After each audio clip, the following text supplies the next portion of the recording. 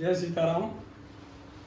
आप पढ़ रहे हैं आज जो बहुत विशेष सार का विषय है। आज ये जो तिथियां होती हैं, प्रतिपदा, द्वितीया, तृतीया, चतुर्थी, पंचमी, षष्ठी, सप्तमी, पूर्णा, अमावस्या, इनके नाम क्या हैं और इन तिथियों में क्या शुभ है और क्या अशुभ है। कई बार आता है भैया नंदा तिथि होनी चाहिए।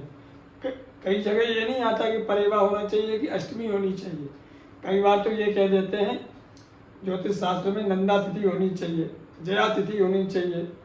तो ये नंदा जया क्या है? आपने तो प्रतिपदा, द्वितीया, तृतीया, चतुर्थी ऐसे पढ़ाया है। तो ये भी आप जान लीजिए कि ये तिथियों के 5 भागों में बांटा गया है। इन तिथियों के नाम भी अलग अलग है। पहले तो आप श्लोक पढ़ लें। नंदा च भद्रा च जया च रिक्ता, नंदा च भद्रा च जया च रिक्ता, नंदा च भद्रा, नंदा च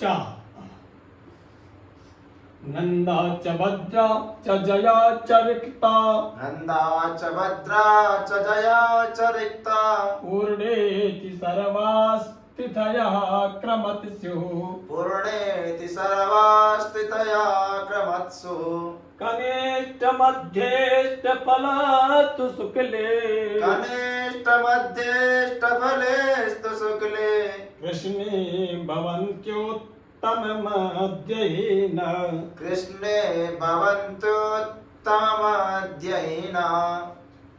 अर्थ समझिए। जो फलाग फलेस्तु फलास्तु है। फलास्तु फलास्तु शुक्ले, कनिष्ठ मध्यस्थ फलास्तु शुक्ले। तो पहले आप समझिए 5 प्रकार की तिथियां होती हैं। नंदा, भद्रा, जया, रिक्ता, पूर्णा। तो आप कहेंगे लो आपने तो 15 तिथि बताई हैं, और अमावस्या कृष्ण पक्ष में अमावस्या 15वें अंक में 15वीं तारीख में, और शुक्ल पक्ष में पूर्णिमा। तो ये 5 कहाँ से आ गई? नंदा, भद्रा, जगता। चलो मैं बताता हूँ। परेवा, द्वितीया, तृतीया, चतुर्थी, पंचमी, षष्ठी, सप्तमी, अष्टमी, नवमी, दसवीं, एकादशी, द्वादशी, त्रयोदशी, चतुर्दशी, अमावस्या और पूर्णिमा, ऐसे भागों में बांट दिया।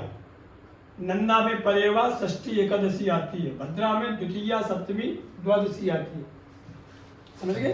लेकिन बाद में लेना। नंदा तिथि की बोले, नंदा तिथि की किन किन तिथियों को कहा जाता है? हर तिथियों में 3 तिथि आती हैं। बोले वो कौन कौन सी आती हैं? परेवा, षष्ठी, एकादशी को नंदा तिथि कहते हैं।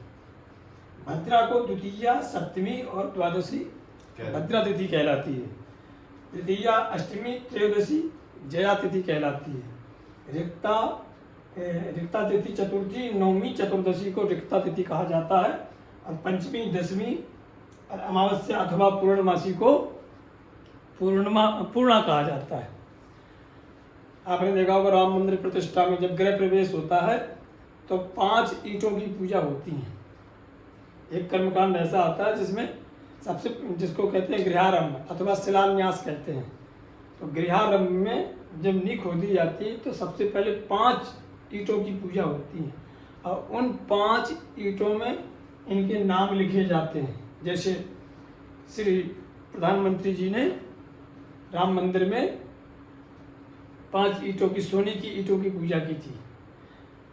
हम लोग जब कहीं जाते हैं गृहारंभ करने के लिए तो 5 ईंटों की पूजा करते हैं। उन 5 ईंटों में क्रमशः ये नाम लिखते हैं।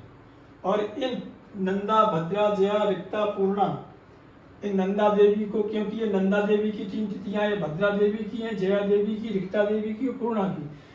इस देवियों का आवाहन करते हैं और पूजा करते हैं। ये वहाँ भी काम आती है। और मुहूर्त में तो बहुत ही बार काम आता है कि नंदा तिथि होनी चाहिए, भद्रा होनी चाहिए, जया होनी चाहिए, रिक्ता होनी चाहिए। अरे भाई ये रिक्ता तिथि है। अगर रिक्ता तिथि है, रिक्ता का मतलब रिक्त, खाली रहेगा, जो पूर्ण काम नहीं होगा। पूर्णा माने पूर्ण। तो ऐसे बहुत सारी चीज़ें हैं अनेक विषयों में कि कहाँ कौन तिथि चाहिए।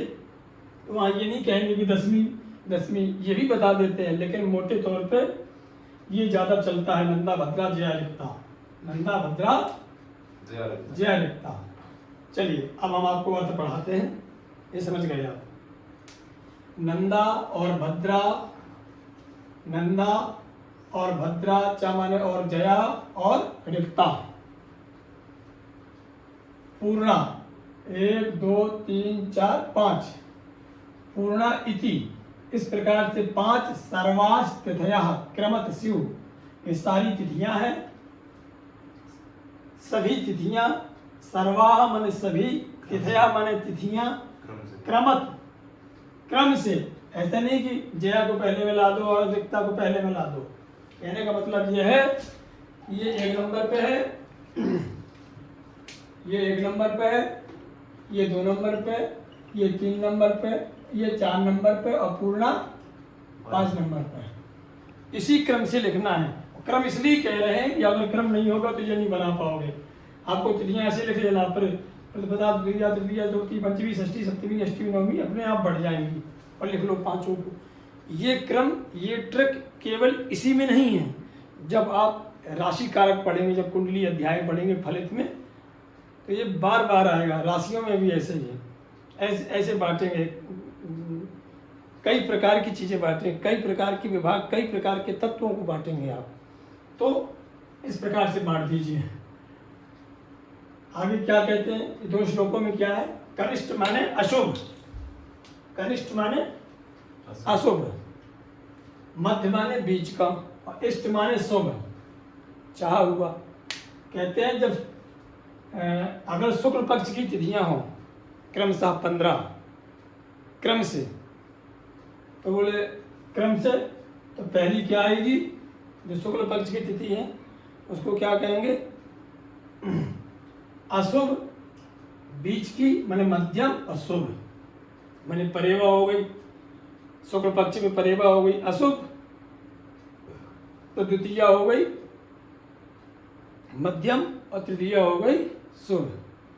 फिर इसके बाद में 3 हो गई, इसके बाद में फिर वही चलती रहती है, फिर वही बदलती रहती है। इनका कहना है कनिष्ठ मध्य फलास्तु शुक्ले। अगर शुक्ल पक्ष में आप जोड़ रहे हैं तो क्रम चलेगा अशुभ, मध्यम, शुभ, और कृष्ण पक्ष में शुभ, मध्यम, अशुभ। बस शुभ की जगह अशुभ, अशुभ की जगह शुभ हो जाएगा। कृष्ण माने कृष्ण पक्ष में भवंती माने होती हैं, उत्तम माने शुभ और मध्यम, और हीन माने खराब। ठीक, हीन और कनिष्ठ एक ही अर्थ है और उत्तम इष्ट एक ही बात है, मध्य मध्य का ही है। तो कृष्ण पक्ष में ये क्रम चलेगा शुभ अशुभ अशुभ। जैसे हम लोग जब विवाह मिलाते हैं तो नक्षत्रों को रहता है आदि मध्य अंत, आदि मध्य अंत नक्षत्रों का। अश्विनी बोले आदि, भरणी बोले मध्य, कृतिका अंत, और कृतिका के बाद जो नक्षत्र आता है रोहिणी तो फुल आदि, मृगशिरा फिर मध्य, आद्रा फिर अंत, ऐसी क्रमशः ऐसे ही बोले इन तिथियों का भी है। बशर्ते आप इतना ही समझ लो, यही काफ़ी है कि 5 प्रकार की तिथियां होती हैं। ये सारी तिथियों को 5 भागों में बांटा गया है और उनमें 3-3 तिथियां पड़ती हैं। उन तिथियों का क्या नाम है, इतनी बात समझ लीजिए। जय सीताराम, बहुत काम आने वाला है।